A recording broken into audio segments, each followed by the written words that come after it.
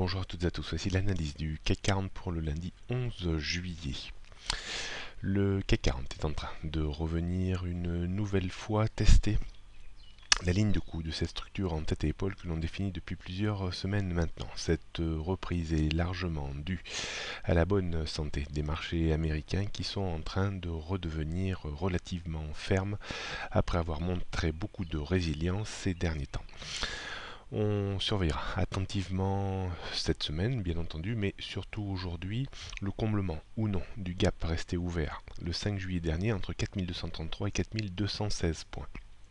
Si tel était le cas, on pourrait revenir chercher le gap resté ouvert lié au Brexit entre 4288 et 4392 points. Seul le comblement total de ce gap effacerait bien entendu les effets du Brexit avec une possibilité de reprise sur des niveaux bien supérieurs, mais ça ne reste toujours pas mon plan préféré. On peut effectivement revenir encore un petit peu plus haut, mais j'ai bien l'impression que l'on va rester dans cette frange au sens large entre, disons, 3800-4000 et 4200-4400 points. On jette un coup d'œil donc sur les prochaines résistances. Donc pour aujourd'hui, on surveillera donc le gap 4216-4233 points qui devrait servir de résistance. Au-dessus, on trouverait 4288, puis 4350 et 4392.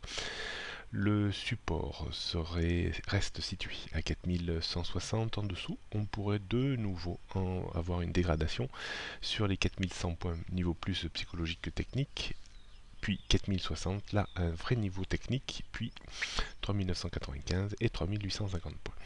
Rien de bien nouveau sur les tendances moyen, long et court. Donc tendance baissière à court terme, à moyen terme sous 4005, baissière à long terme sous 4637 et baissière à court terme sous la zone 4300-4392 points.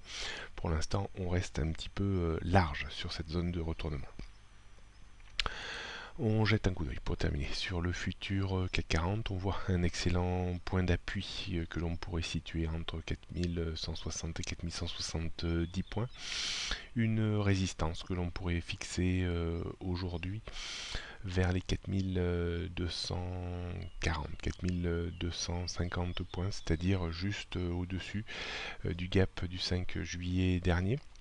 Donc on pourrait, à mon sens, travailler légèrement à l'achat sur reflux et rebond à proximité des 4160-170 points avec un stop à 4145 points pour viser une reprise vers les 4200, 220, 230.